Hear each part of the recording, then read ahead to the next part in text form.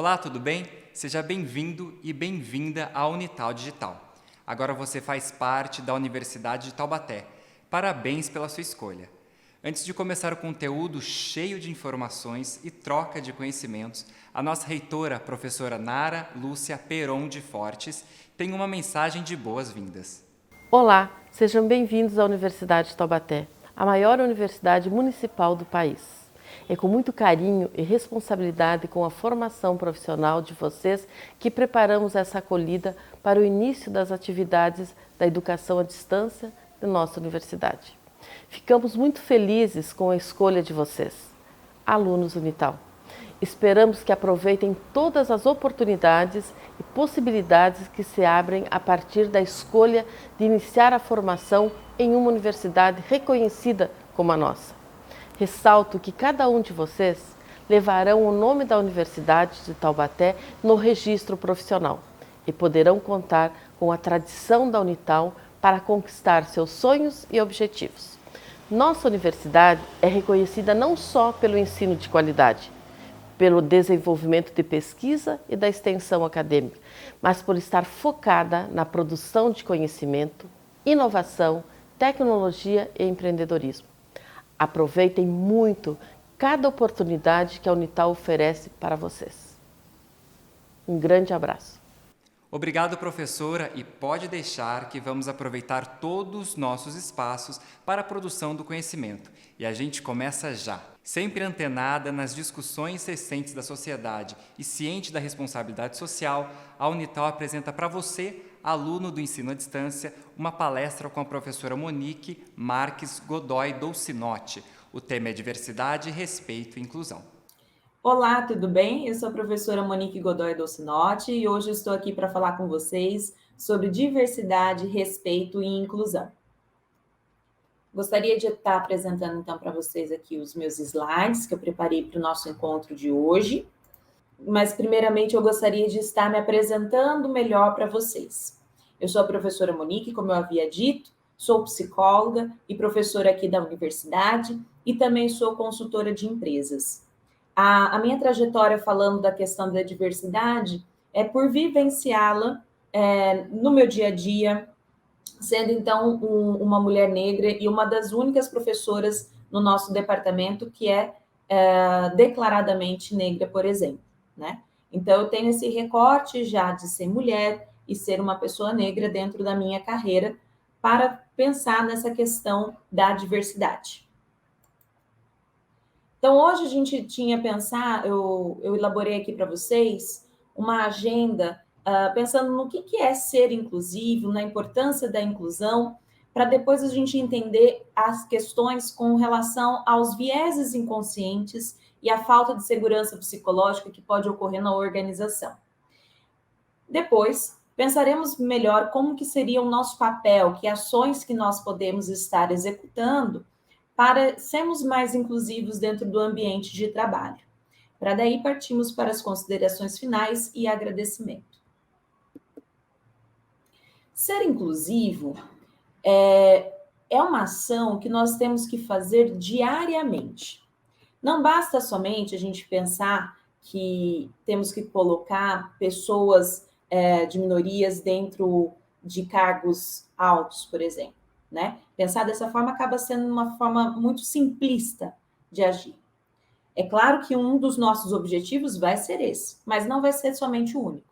Ser inclusivo refere-se a proporcionar momentos que valorizam tudo que pode vir a ser diferente das minhas experiências. Então, eu consegui valorizar e validar histórias, opiniões e ideias que possam ser diferentes da minha. Ser inclusivo é ser ético, no sentido de que nós temos que maximizar os ganhos e minimizar as perdas para todos, inclusive para mim, né? Inclusive para mim, para o outro, para quem eu ainda não conheço, né? Para quem ainda há de vir, gerações futuras, inclusive. Então, eu não posso pensar de uma forma em que somente agradando o outro eu estou sendo inclusivo, né? Somente valorizando o outro eu estou sendo inclusivo. Ser inclusivo também se refere a eu conseguir sentir que minhas opiniões, que as minhas ideias, que a minha história, quem eu sou, também tem um lugar dentro da organização que eu estou inserido, também sou valorizado, eu também consigo pensar em mim. Então, a inclusão se refere a um equilíbrio entre as minhas necessidades e a necessidade do outro. Passando aqui para vocês, então, a questão de como que nós podemos ser mais inclusivos dentro de um ambiente de trabalho, né? Nós temos que valorizar diferenças para podermos criar um ambiente onde as pessoas se sintam seguras para serem elas mesmas. Procuramos nos certificar também que as pessoas entendam que a inclusão é fazer as pessoas se sentirem validadas, ouvidas e vistas, e que elas sintam valor. E isso sempre vai ser um comprometimento diário. Todos os dias eu preciso refletir sobre as minhas ações. Em que momentos que eu consegui ser inclusivo? Em que momentos que eu deixei a outra pessoa de lado? Em que momentos em que eu ignorei alguém só porque eu não vou com a cara dela ou porque eu não concordo com algumas questões da sua existência? Então, por exemplo, é muito comum, quando nós falamos de questões de inclusão, nós temos uma discussão do seguinte. Porque nós geralmente falamos de inclusão com relação a gênero, né? Ser homem, ser mulher, a sexualidade, então, muitas vezes, né, questão da homossexualidade, por exemplo, raça e também religião, né? Ter uma tolerância religiosa. Em alguns momentos, isso entra em conflito. Então, é normal a gente ter, é comum, aliás, a gente ter algumas perguntas do tipo: vocês pedem que nós respeitamos homossexuais, mas a minha religião é contra. Então, quando que eu sou respeitado com relação a isso, né? Então, isso é uma discussão que sempre acontece desde quando começamos a falar de inclusões dentro do ambiente de trabalho. Você respeitar que uma pessoa seja homossexual ou que ela tenha uma identidade de gênero diferente da sua, né? Por exemplo, a questão da transexualidade, de ser não binário, né? Que são termos que estão que hoje surgiram com bastante importância na nossa sociedade. Você respeitar as ideias delas, né? Respeitar o que elas pensam, não significa que você está sendo conivente, tá? Até porque ser conivente refere-se a você aceitar algo voluntário, né? Que a pessoa fez de forma voluntária, como, por exemplo, aceitar uma agressão, né? Ser conivente com uma agressão, ser conivente com um crime, né? Agora, quando a gente fala em questões de diversidade, como, por exemplo, sexualidade, raça, identidade de gênero, a gente está falando de algo que a pessoa é. Ela não pensou deliberadamente, hoje vou ser gay, por exemplo, né? Ou hoje vou ser mais feminina, hoje vou ser uma mulher, né? Nós nascemos assim, nós temos isso no nosso desenvolvimento, são questões que nós não podemos controlar. Eu não posso deixar de ser uma mulher negra do dia para a noite, né? Então, você concordar com, respeitar as ideias que eles têm dentro do ambiente de trabalho, sobre inovações, por exemplo, isso é respeito. Isso é respeito. E não necessariamente você está concordando com a condição ali da pessoa, mas você precisa respeitar. Então, existe essa necessidade, muitas vezes, da gente separar. É um pouco esquisito de ouvir isso, sim, mas é o mínimo que nós pedimos quando a gente fala de inclusão. Que você consiga ouvir as minhas ideias, que você consiga validar as minhas soluções, né? Analisar as soluções que eu coloco, além do que você vê em mim, né? Do como você me vê, como você me percebe. Então, todos os dias nós estamos avaliando pessoas, né? Nós nos comunicamos pelos nossos gestos, pelas roupas que nós vestimos, e muitas pessoas não vão se sentir, não vão gostar, né? Do que nós somos, do que nós propomos. Mas elas têm que nos respeitar, assim como eu também preciso respeitar você, né?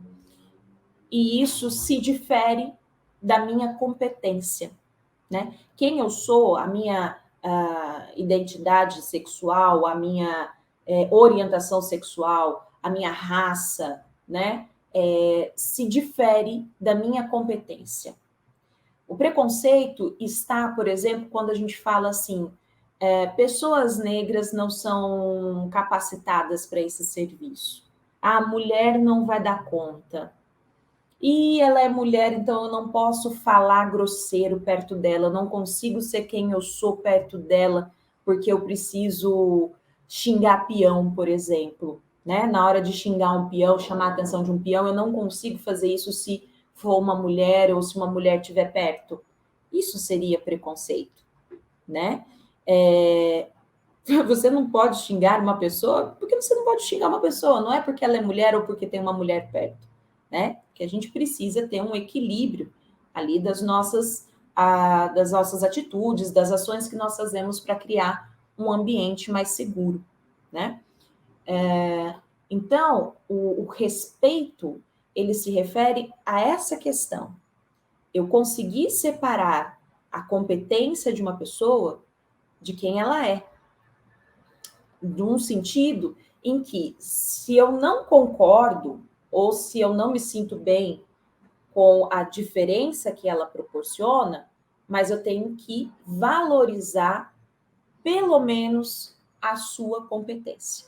Isso é o mínimo que se pede quando a gente fala em questões de inclusão. O que é importante nessa questão de sermos inclusivos? Quando a gente consegue ser inclusivos, nós conseguimos validar as pessoas, nós conseguimos respeitá-las, nós conseguimos, portanto, conectar objetivos de vida daquela pessoa com objetivos estratégicos da empresa.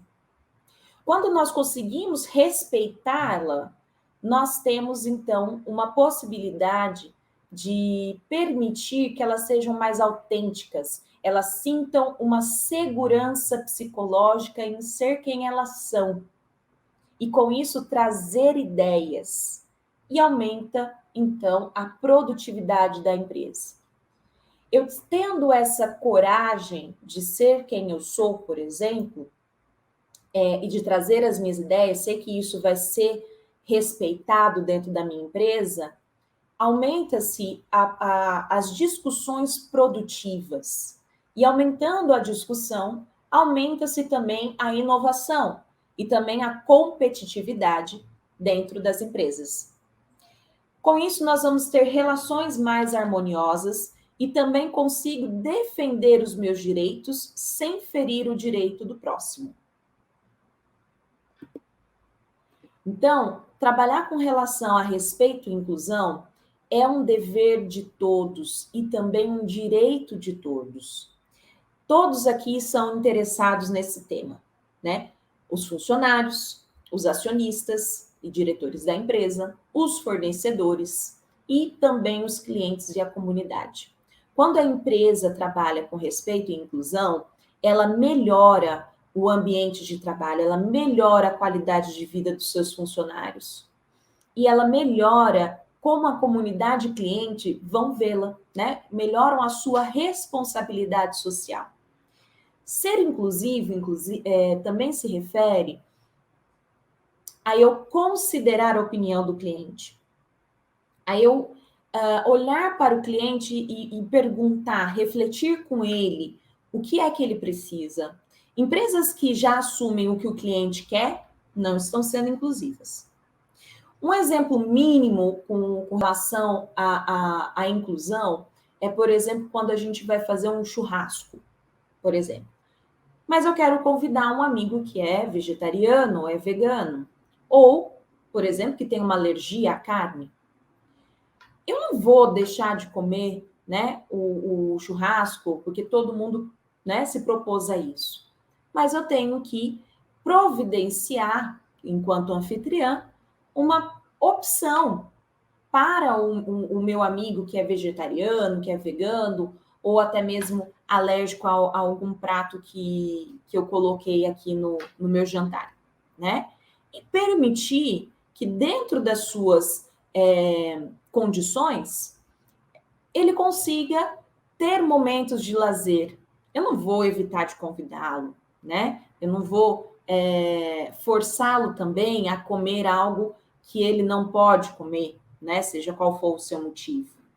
Então, mas eu posso propiciar ali um ambiente em que ele se sinta pertencente e que possa interagir com todos os outros. Então, nesse sentido, a ser inclusivo é quando a gente reflete sobre a nossa ação diariamente, buscando esse equilíbrio entre eu e o outro. E essa reflexão é sobre várias ações que a gente tem no dia a dia, não somente na empresa, mas também na família, nos nossos ambientes sociais. Se a gente está respeitando a opinião do outro, o que o outro pensa, a sua história de vida. Tudo bem?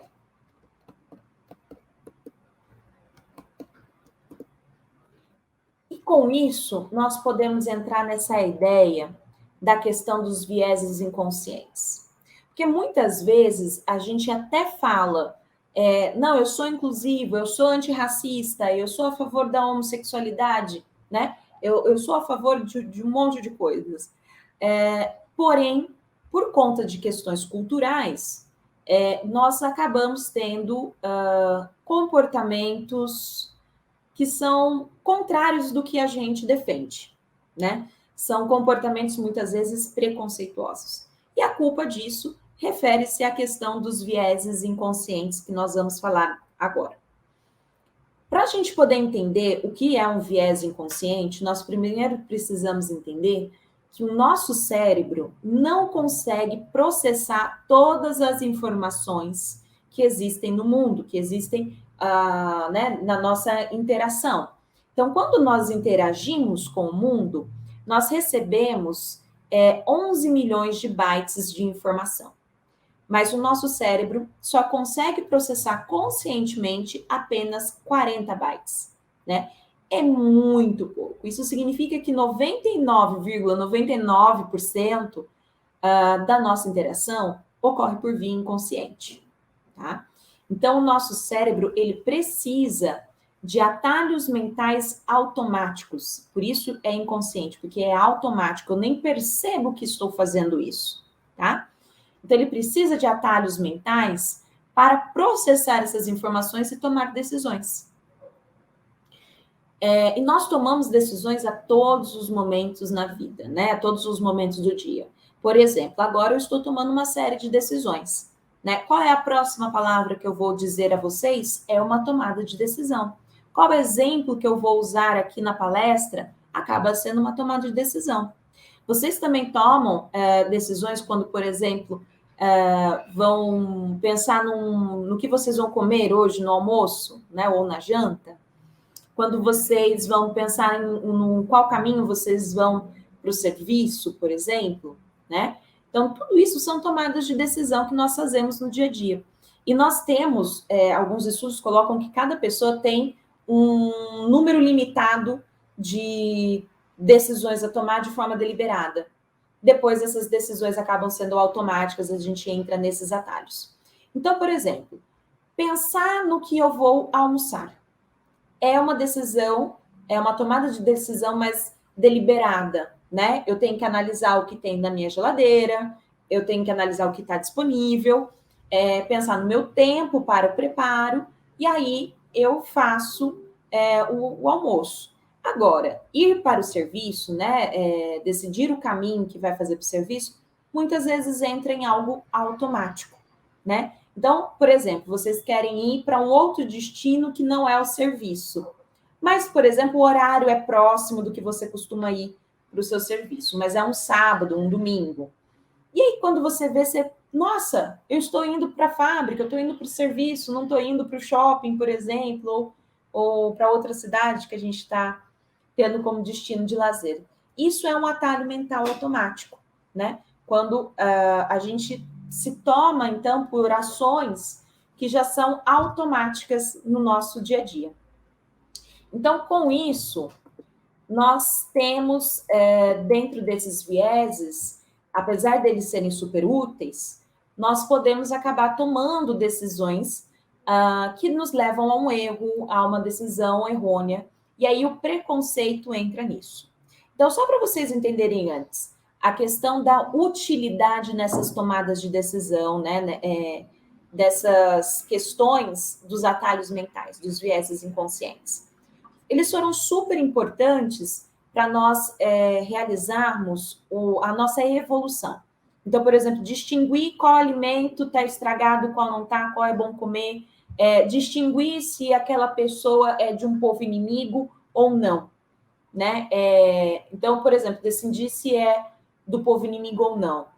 Eu avalio por semelhanças, né? Eu tenho atalhos mentais que vão moldar as minhas premissas, julgamentos e atitudes com relações a fatos e pessoas, e vou julgar pessoas que são parecidas comigo e pessoas que são diferentes. Quando a gente estava né, na Idade da Pedra, isso era importante porque poderia ser um povo inimigo que iria vir a disseminar o meu povo. Então, eu só ficava próximo daqueles que eram semelhantes a mim. No ambiente de trabalho, se eu faço isso, eu estou fazendo uma discriminação, né? Porque aquela pessoa que é diferente de mim não é meu inimigo.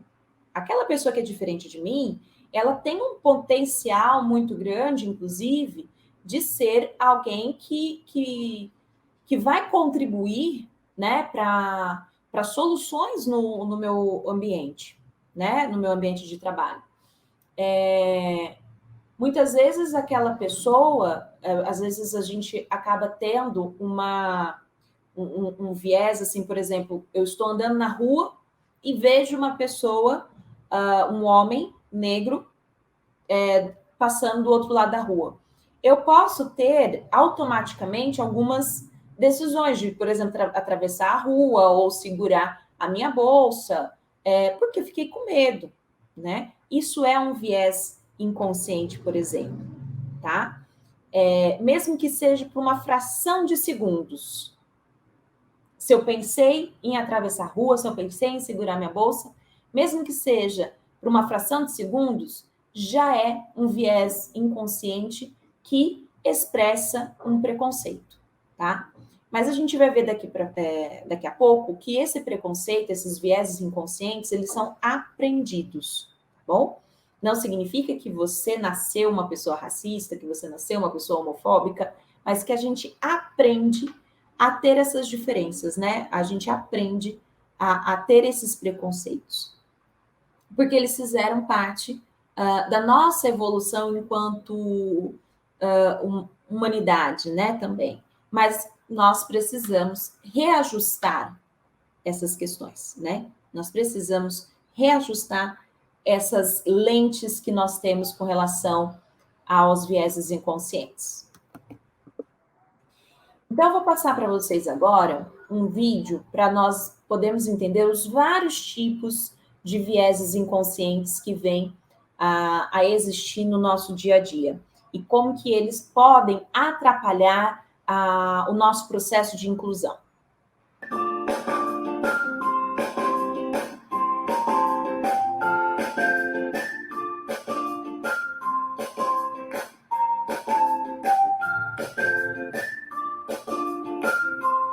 Olá, eu sou Cris Kerr e hoje vamos falar um pouco mais sobre viés inconsciente.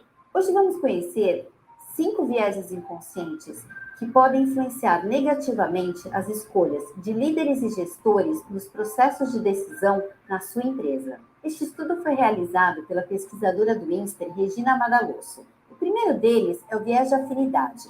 É a tendência a avaliar melhor aquelas pessoas que se parecem com a gente. Essa afinidade pode se dar de diversas formas, Mesma raça, mesmo gênero, mesmo hobby, a mesma faculdade que a gente fez. Este viés nos faz selecionar, promover e contratar pessoas parecidas conosco. Este é um dos motivos porque a maioria da liderança é formada por homens e brancos. O segundo é o viés de percepção. Temos a tendência a acreditar e reforçar estereótipos sem base concreta em fatos. Um exemplo é quando falamos que não podemos promover uma mulher para um cargo, pois ela não vai dar conta. Outro exemplo é quando falamos que não temos profissionais negros com competência ou boa formação acadêmica. O terceiro é o viés confirmatório, é a tendência de favorecer as informações que confirmam nossas crenças. Ou seja, só enxergamos aquilo que queremos ver. Por exemplo, você teve uma relação ruim trabalhando com uma pessoa de uma outra nacionalidade. Numa outra oportunidade de trabalhar com uma pessoa da mesma nacionalidade, você vai inconscientemente resgatar más recordações e vai acreditar que trabalhar com pessoas dessa nacionalidade será sempre ruim. O quarto é o viés de efeito halo ou auréola. É a tendência a superestimar uma pessoa baseada em apenas uma característica positiva. Por exemplo, durante uma conversa, você percebe um traço positivo na pessoa. Inconscientemente, você cria uma conexão com ela e passa a ignorar todos os traços negativos que ela vem a demonstrar. O quinto é o viés de efeito grupo. É a tendência a seguir o comportamento do grupo para não desviar o padrão e se sentir pertencente. Por exemplo, todos discordam de um ponto de vista na reunião, mas uma pessoa que lidera o grupo diz que concorda. De repente, todos passam a concordar com ele e discordar do que vinham falando. Outro exemplo, algumas pessoas começam a se vestir de forma diferente na empresa e todos aderem a essa nova forma de vestir para se sentirem parte do grupo. Por isso, os treinamentos de viés inconsciente são tão importantes para diminuir os impactos negativos, ampliar a consciência dos líderes e gestores e melhorar o clima organizacional. Na semana que vem, vamos falar sobre diversidade na liderança. Se inscreva no nosso canal para receber os vídeos. E se você gostou, dá um like e compartilha nas suas redes sociais. Assim, juntos daremos voz para a diversidade. Um abraço inclusivo e até a semana que vem.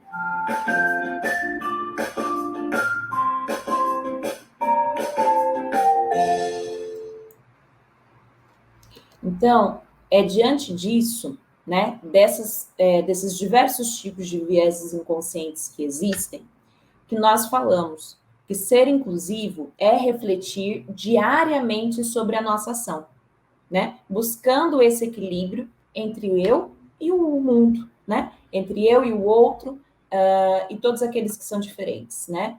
Então, muitas vezes eu tenho que perceber algumas questões, né? O que me faz gostar mais de uma pessoa do que outra, né?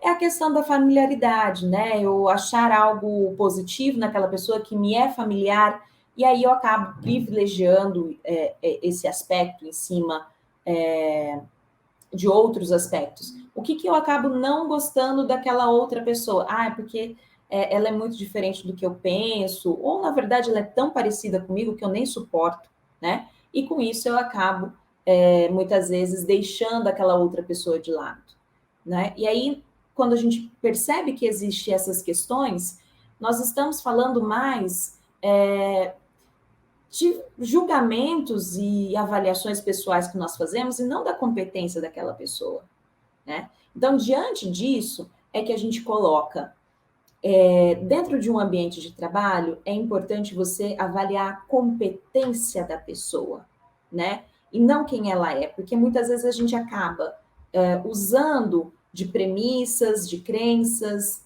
julgamentos que nós temos com relação a quem a pessoa é e que ela não consegue deixar de ser, né? Por exemplo, a questão da homossexualidade, da raça, do gênero, né? E não valoriza a sua competência, não valoriza o seu conhecimento, não valoriza o que ela pode agregar para a empresa. Por isso que nós colocamos, né, que eu iniciei falando para vocês, o mínimo que se pede é que vocês que consiga se separar, fazer essa separação, né, da minha competência com com aquilo que eu não posso deixar de ser, né? Isso já é o mínimo dentro do respeito, tá? Então, por exemplo, uma vez eu já estava trabalhando em determinado local há muitos anos, já estava há uns 3 anos trabalhando lá. E aí, 3 anos depois, uma das pessoas que trabalhavam comigo perguntou: "Você tem tatuagem?" E eu respondi: "Não, eu não tenho." E ela me disse: "Ah, que bom, porque se você tivesse tatuagem, eu não ia conseguir trabalhar com você." Eu já estava há 3 anos trabalhando com aquela pessoa. Então, percebam que para muitas pessoas, o que se apresenta, o externo, né? Às vezes parece ser mais importante do que a competência que a gente possui. E isso é um preconceito, né? Então, quando a gente coloca essa questão da inclusão, nós estamos pedindo isso, né? O que eu trago de competência para agregar, né? Para ajudar na organização. E não aquilo que eu não consigo mais mudar em mim, né? Que faz parte de quem eu sou. A gente pede que vocês valorizem pelo menos essa questão das competências, das ideias, né? E das soluções que nós podemos trazer. Okay? Com isso, né?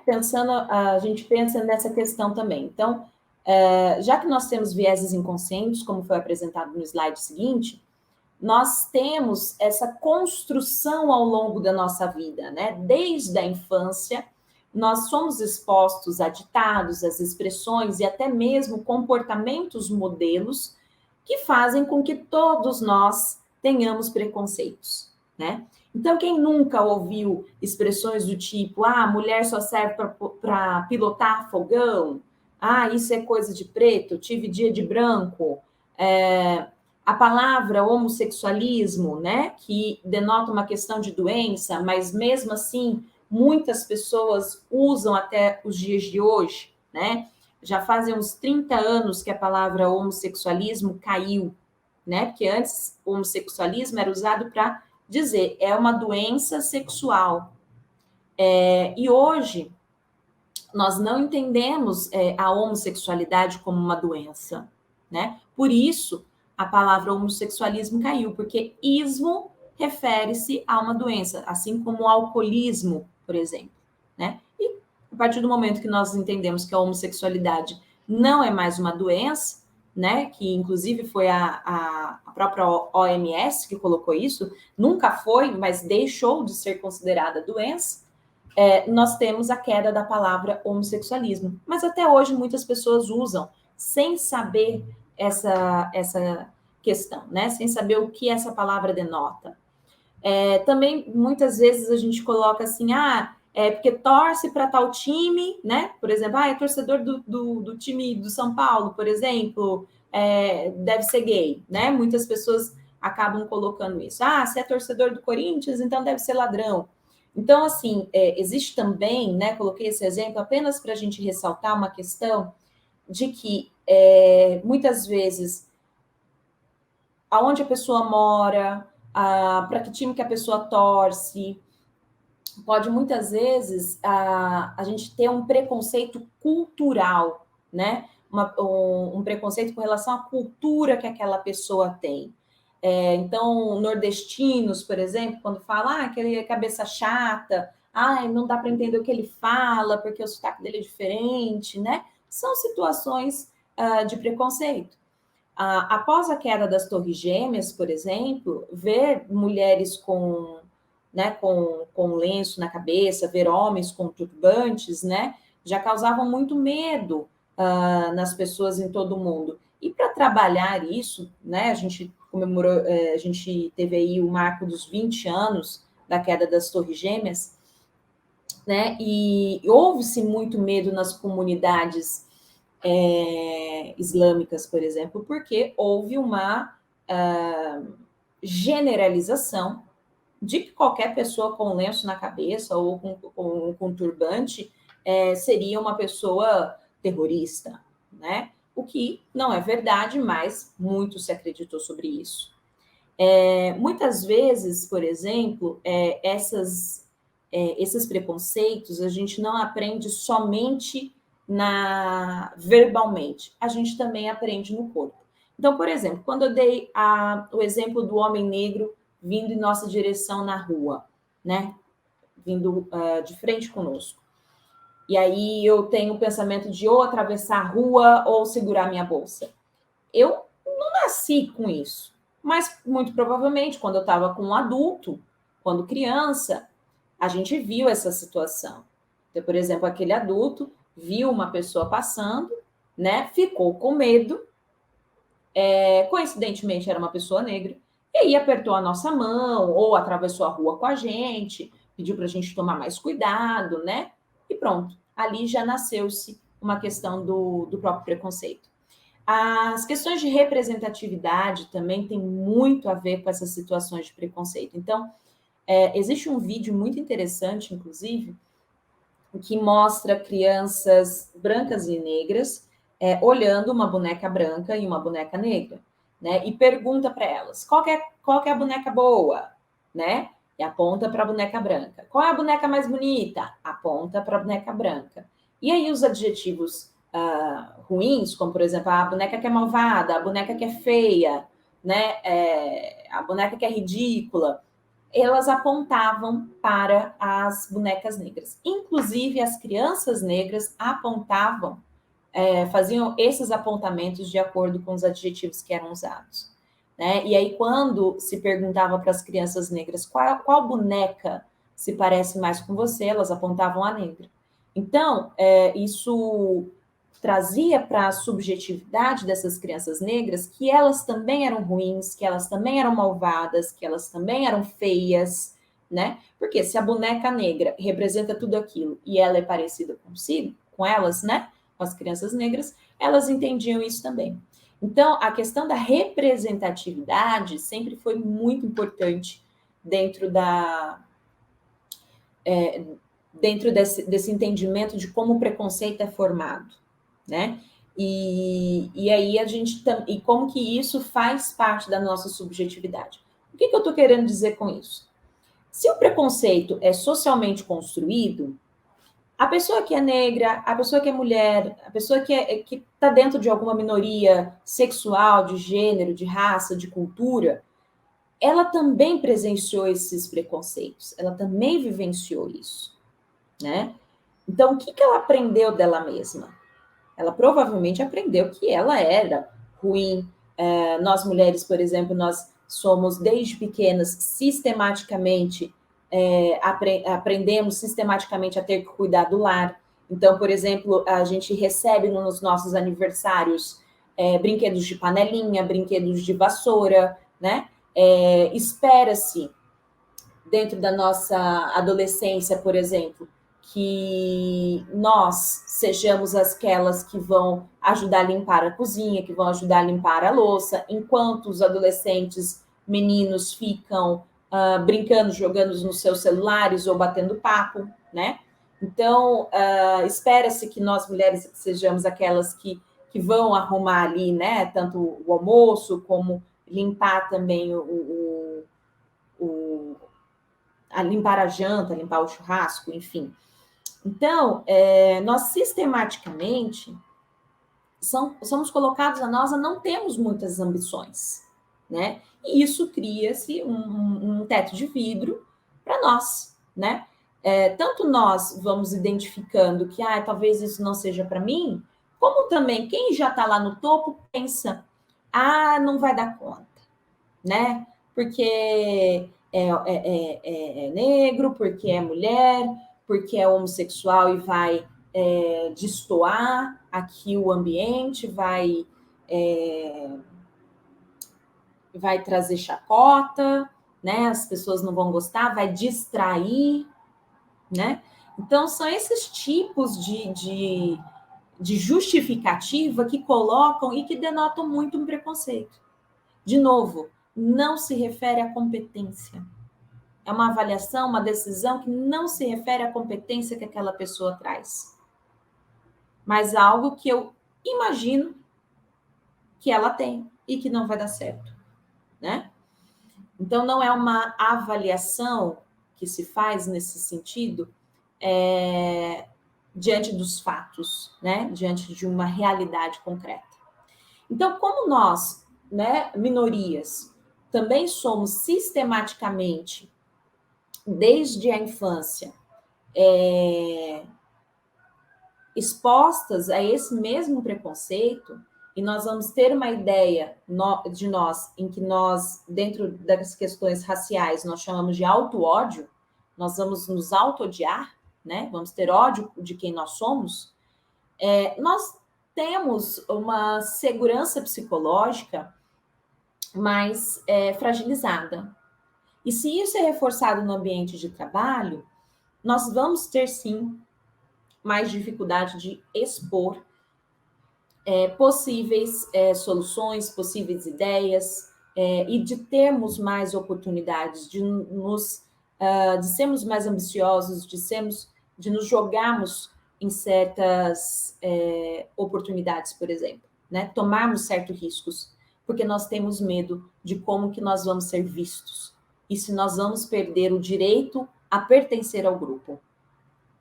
E aí, com isso, é sempre importante nós pensarmos nisso, que essa reflexão dos nossos preconceitos pode levar à segurança psicológica na organização como um todo, tá? E essa organização psicológica se refere à percepção de riscos interpessoais que eu vou ter.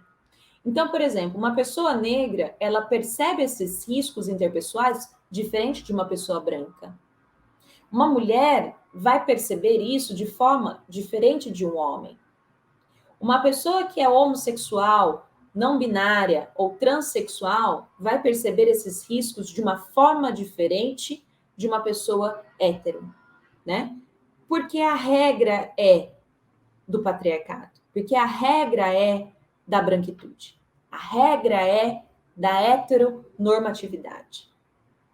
Existe uma estrutura na nossa sociedade que privilegia historicamente, né, as pessoas brancas, os homens e os heterossexuais, por exemplo, né? E também de uma cultura mais refinada, pessoas da elite, tá? É culpa sua se você é uma pessoa branca, se você é uma pessoa hétera, se você é um homem, é culpa sua? Não, não é culpa sua.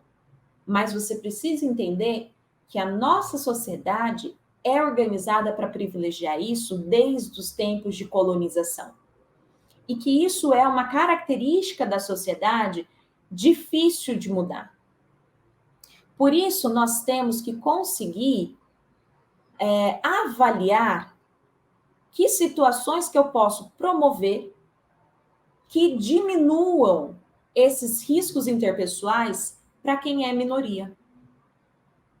Para que, assim, todos nós possamos, num pé de igualdade, expressar ideias e soluções, né, sendo autênticos, sendo quem nós somos. Com isso, a organização vai ser mais humanizada e mais eficaz. Porque quando nós não conseguimos ser autênticos, existe um bloqueio na inovação, existe um bloqueio na criatividade.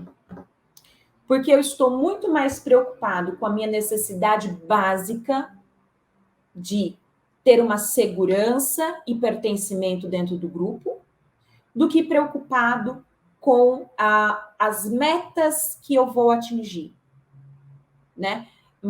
Estou muito mais preocupado se o grupo me aceita do que como eu vou sugerir algo, né? Vou ter um reconhecimento.